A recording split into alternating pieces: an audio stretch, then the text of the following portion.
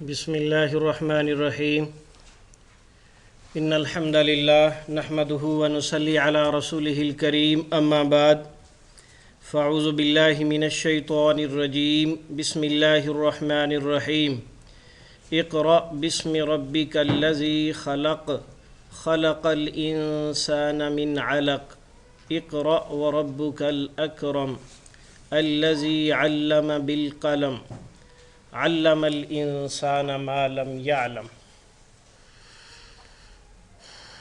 सूरत अल अलक़ की इब्तिदाई 5 आयात जो कुरान पाक की पहली वही है, इसमें जो सबक दिया गया वो ये है कि दीन इस्लाम अल्लाह ताला का पसंदीदा दीन है और इस दीन की हिफाजत के लिए अल्लाह रब्बुल इज़्ज़त ने कलम को इस्तेमाल किया है। दौरे हाज़िर में कलम की जदीद तरीन शक्ल एक टाइपिंग प्रोग्राम है इन पेज। इस इन पेज को समझने के हवाले से आज का ये प्रोग्राम आपके सामने है। इस इन पेज को इस्तेमाल कैसे करना है, इसका फ़ायदा क्या होगा। चूँकि अब लिखने वाले कातिब वक़्त गुज़रने के साथ साथ ख़त्म हो रहे हैं, कलाम इलाही को लिखने के लिए जदीद तरीन आला जो है वो इन पेज प्रोग्राम है, जिसमें हमारी उर्दू ज़बान को भी सपोर्ट किया गया है। इसका हम आगाज़ करते हैं। इन पेज को इंस्टॉल करने के बाद सबसे पहला काम ये होता है कि फ़ाइल बनाना है और उसे सेव करना है।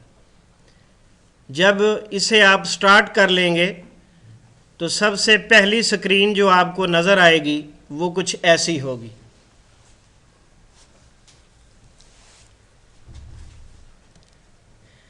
अब हम नई फाइल बनाने जा रहे हैं।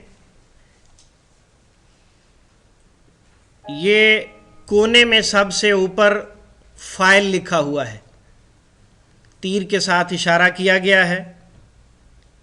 लिखने की ज़रूरत नहीं है, ये रिकॉर्डिंग हो रही है, आपको दे देंगे इंशाल्लाह। आप सिर्फ स्क्रीन की तरफ देखकर समझने की कोशिश करें। ये कोने में लफ्ज़ फ़ाइल लिखा हुआ है, इसको जब आप क्लिक करेंगे तो ये नीचे वाला जो बॉक्स आपको नज़र आ रहा है छोटा सा, ये आपके सामने आएगा। इसमें पहली चीज़ है न्यू। जब आप न्यू पे क्लिक करेंगे तो आपके सामने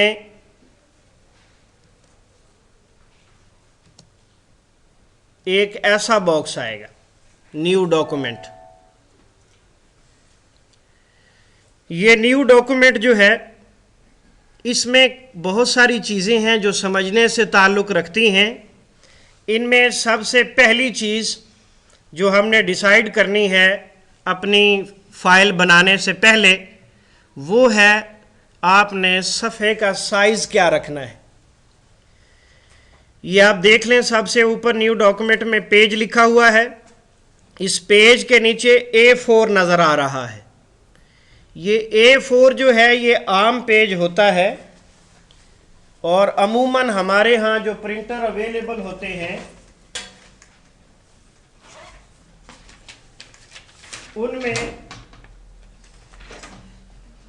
ये साइज़ होता है। ये मेरे हाथ में है, ये तकरीबन 8.26 11.69 है। ये A4 साइज़ हमारे यहाँ आम मिलता है, छोटे छोटे प्रिंटर्स के साथ हम इसे इस्तेमाल करते हैं। तो ये 8.26 और 11.69 इसका साइज़ होता है। जब आप नई फाइल खोलेंगे तो ये साइज़ बाय डिफ़ॉल्ट आ रहा होता है, खुद ब खुद सेलेक्ट शुदा होता है।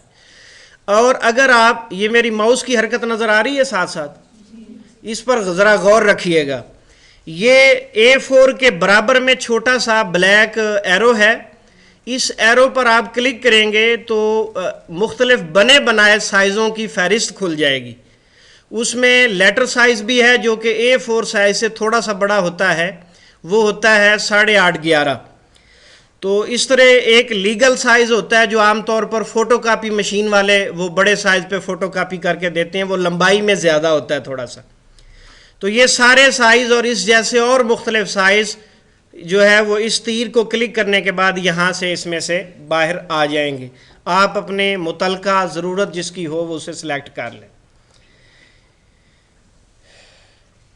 पेज को सिलेक्ट करने के लिए ज़रूरी है, पेज साइज़ को सिलेक्ट करने के लिए ज़रूरी है कि आपको बुनियादी मालूमात हों कि हम जो सिलेक्ट करने जा रहे हैं किताब के तैयार होने के बाद क्या हम उसे प्रिंट करवा भी सकेंगे।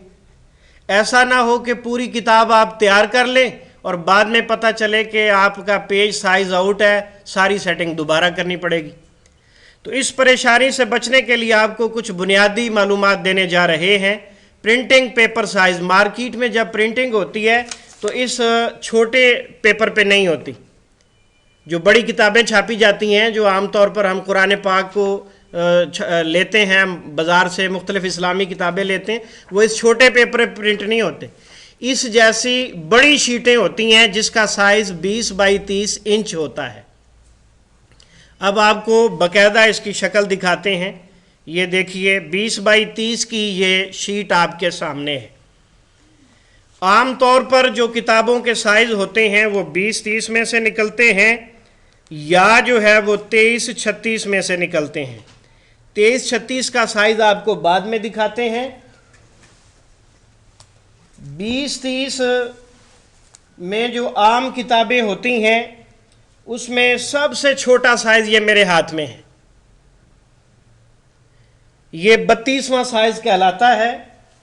और एक इसका ये है 8वां साइज़,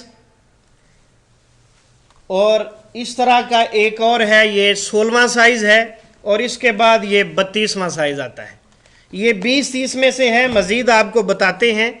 ये देखिए ये बड़ी शीट आपके सामने है। इस शीट को अगर हम 2 हिस्से करते हैं, अगर हम बहुत बड़ी चीज़ को छापने जा रहे हैं तो ये 20-30 को आप तकसीम करेंगे। इसकी 30 जो है ये हाइट है, लंबाई है, इसको आप तकसीम करें 2 पर तो ये बन जाएगा 15 × 20। ये 2 हिस्से हमने इसके कर दिए हैं। इसको मज़ीद अगर आप तकसीम करते हैं तो इसके 4 हिस्से हो जाएंगे। जब 4 हिस्से होंगे तो ये 15 को जो फिर आप जो है इसको मज़ीद तकसीम करेंगे तो ये 10 जो है 20 की बजाय 10 हो जाएगा। 10/15 ये चौथा साइज़ है। क्या मतलब कि 20-30 की बड़ी शीट पर आप 4 सफ़े लगाने जा रहे हैं। इसको मज़ीद अगर तकसीम करते हैं तो इसके बाद 8वां साइज़ बनेगा। ये है 8वां साइज़। ये आपके सामने मिसबाहुल कुरान, बैतुल कुरान का मशहूर तर्जमा है। ये 20-30 का 8वां साइज़ है। 7.5-10 इसका जो है ना साइज़ होता है। इसको अगर आप मज़ीद तकसीम करेंगे तो ये अब 16वां बन जाएगा। 10 को मज़ीद 2 पे तकसीम किया तो 5 हो गया। ये 5 7.5 16वां साइज़ बनेगा और वो है ये इसका नतीजा होगा। यानी आप 20-30 की शीट पर 16 सफ़े प्रिंट करेंगे बड़ी मशीन पर जो प्रेस होते हैं उनके अंदर। इसको अगर आप मज़ीद तकसीम करेंगे तो अब इसका साइज़ 32वां बन जाएगा। ये सबसे छोटा है और 32वां साइज़ है जिसे आप पॉकेट साइज़ के नाम से याद करते हैं। ये था 20-30। अब मज़ीद हम देखते हैं कि एक और मशहूर साइज़ है जो मार्केट में हर वक्त अवेलेबल होता है। ये है 23-36। इसको भी बिल्कुल उसी तरह ही हम तकसीम करेंगे। 23-36 जो है इसके जब हम 2 हिस्से करेंगे तो ये 18-23 बन जाएगा। और इसको मज़ीद तकसीम करने से चौथा साइज़ जो इसका बनेगा वो 11.5-18 बनेगा। और 16वां साइज़ जो है वो इसका बनता है 9-11.5। 8वां साइज़ 8वां साइज 9 11.5। अमूमन इस 8वें साइज में जो किताबें हैं वो बहुत कम छपती हैं। बड़े कुरान मजीद तकरीबन इस साइज में होते हैं। ये 23-36 का 8वां साइज होता है। ये इतनी बड़ी किताब होती है जो किताबों में जो बड़ा साइज है, ये 23-36 का 8वां साइज होता है। इसके बाद इसका 16वां साइज होता है। 23-36 में 16 साइज जो है ये मारूफ साइज है। ये आम किताबें हमारी इसी साइज में होती हैं। बुक रीडिंग के हवाले से, बुक साइज के हवाले से ये बड़ा मारूफ और प्यारा सा साइज है। ये मेरे हाथ में है, फ़िक्र व अकीदा की गुमराहियाँ और सिरात मुस्तकीम के तकाज़े। ये शेखुल इस्लाम इमाम इब्न तैमिया रहमहुल्लाह की किताब है, दारुस्सलाम ने प्रिंट किया। ये बहुत अच्छी किताब है। तो ये 16वें साइज में आपके सामने है। इसके बाद इसका 32वां साइज मेरे पास मौजूद नहीं है। जो 23-36 का 32वां होता है वो इस 20-30-32 में से थोड़ा सा बड़ा होगा, वो भी पॉकेट साइज में ही शुमार होता है। तो गोया कि ये साइज आपके इल्म में होने चाहिए। साइज निकालने का तरीका आप ये दोबारा समझ लें। ये 23-36 है। ये 36 लंबाई को आप 2 पे तकसीम करेंगे तो 18-23 हो जाएगा। इसको मज़ीद तकसीम करेंगे तो 11.5-18 हो जाएगा। मज़ीद तकसीम करेंगे तो 9-11.5 हो जाएगा। यानी लंबाई को आप तकसीम मज़ीद करते चले जाएं तो नतीजतन ये इसके मैक्सिमम जो साइज़ बन सकते हैं बड़ी शीट के, तो वो आप बनाकर उसी हिसाब से आप इसे सिलेक्ट करेंगे। A4 साइज जो है वो 23-36 का 8वां साइज बनता है। A4 साइज जो है वो 23-36 का 8वां साइज बनता है। इसको न्यू डॉक्यूमेंट को हम पढ़ रहे थे, साइज हमने सिलेक्ट कर लिया अपनी मर्जी का। पेपर्स हमारे इल्म में आ गए, साइज हमने सिलेक्ट कर लिया। इसके बाद ये है ओरिएंटेशन, शक्ल सूरत। आप किताब जो प्रिंट करने जा रहे हैं वो कैसी होगी। एक तो ये है कि वो पोर्ट्रेट हो। पोर्ट्रेट क्या है, लंबाई ज्यादा। ये मेरे हाथ में देखिए, इसकी हाइट ज्यादा है, चौड़ाई कम है।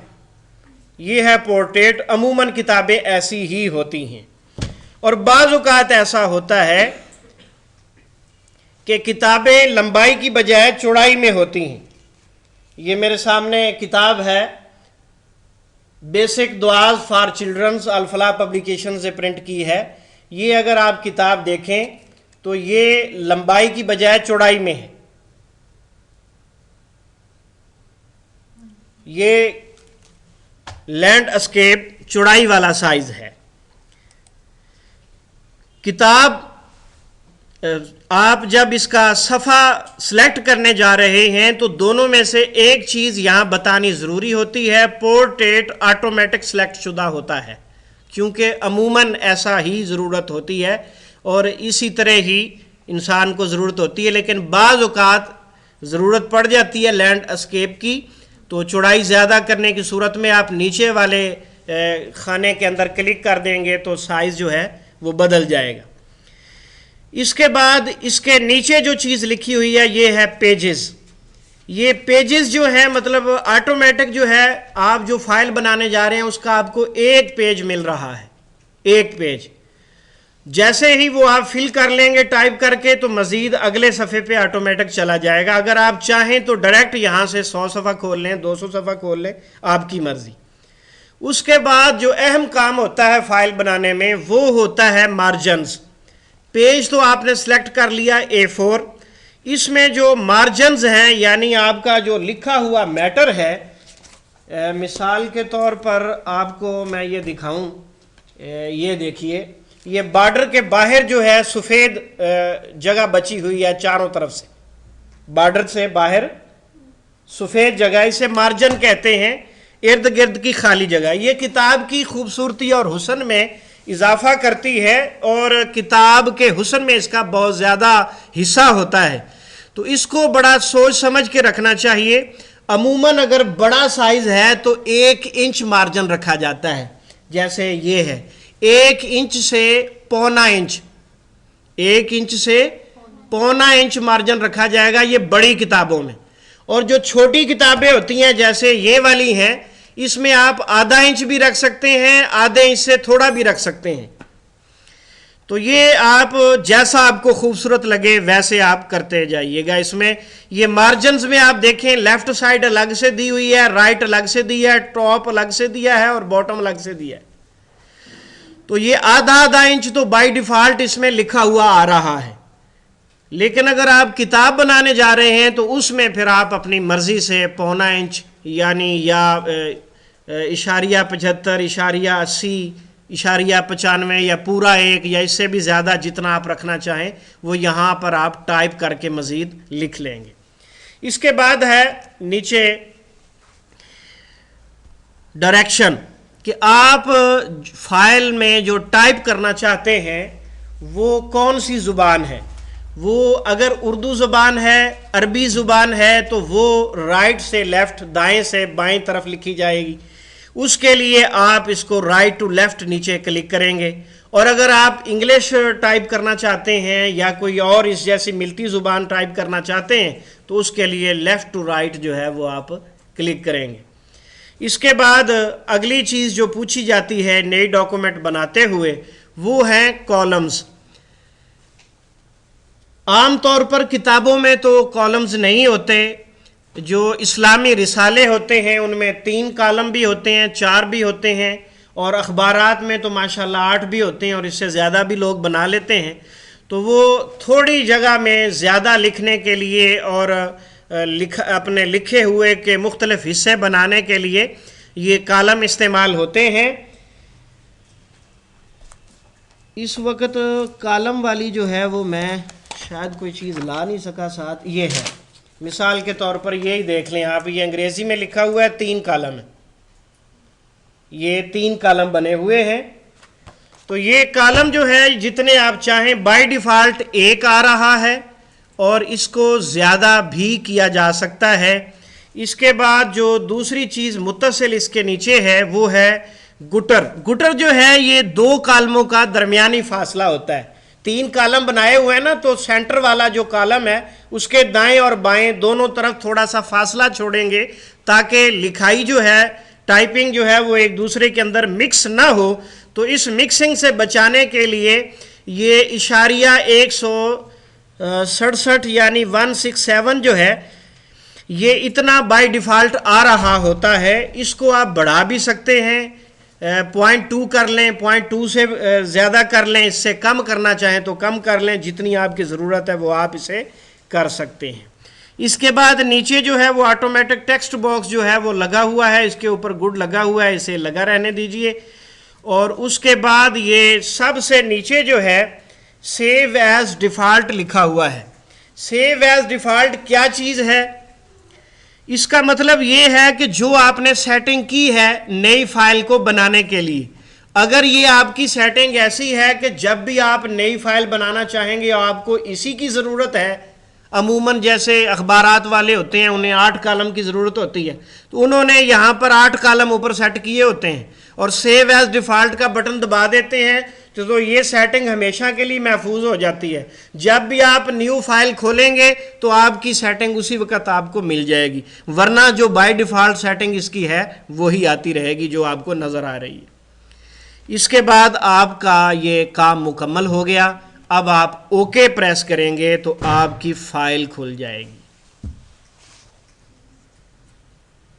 ये फाइल आपकी खुल गई। ये राइट टू लेफ्ट डायरेक्शन है, ये बिस्मिल्लाह आपके सामने लिखी हुई है। अब जब आपने फाइल बना ली है तो लाजमी बात है कि इसको महफूज भी करना है। अगर हम इसे महफूज नहीं करेंगे और दरमियान में किसी भी वजह से हमें फ़ाइल बंद करना पड़ी तो किया हुआ काम ज़ाया हो सकता है। फ़ाइल को महफूज करने के लिए सेव करते हैं और सेव जो है करना वो बहुत ज़रूरी होता है। सेव जब आप करेंगे तो उसका तरीका आपको बाकायदा इन पेज खोल के बताते हैं, लेकिन फ़ाइल सेव करने के हवाले से ये 4 बातें आपके सामने लिखी हुई हैं। फ़ाइल को सी पार्टीशन यानी जिसमें विंडो होती है कभी भी उसके अंदर सेव नहीं करते। फाइल को सी ड्राइव जो होती है जिसमें विंडो इंस्टॉल होती है, और अगर आपकी विंडो डी में है, ई में है या किसी और पार्टीशन में है, विंडो वाली पार्टीशन के अंदर फाइल को सेव नहीं करते, क्योंकि जब भी विंडो में ख़राबी आती है तो उसके अंदर उस पार्टीशन में जो भी होता है वो साथ ही साफ हो जाता है।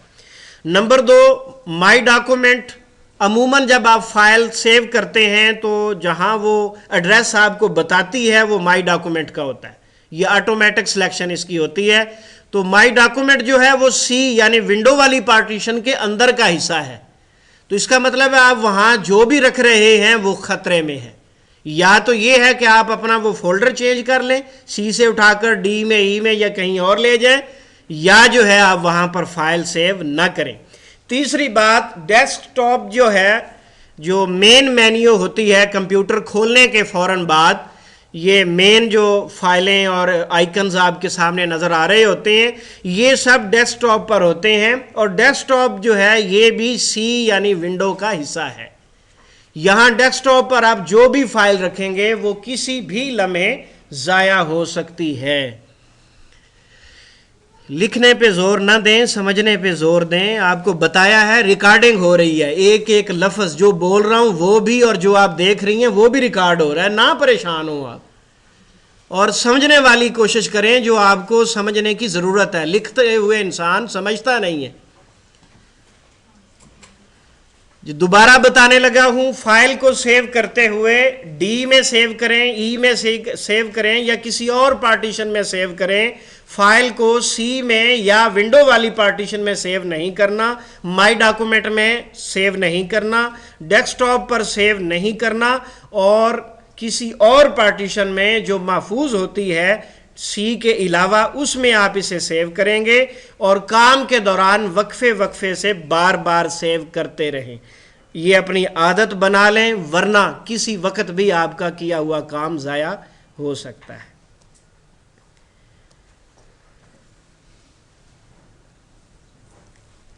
किताब की तैयारी। कोई भी किताब, कोई भी डॉक्यूमेंट आप बनाने जा रहे हैं तो उसकी तैयारी में जो चीज़ें आपको मलहूज़े ख़ातर रखनी हैं, उनमें पहली चीज़ आपने किताब का साइज़ सेलेक्ट करना है। तफसील से आपको बता दिया गया है कि साइज़ कौन कौन से होते हैं और किस साइज़ पर किताब प्रिंट होगी, वो तमाम चीज़ें आपको बता दी गई हैं।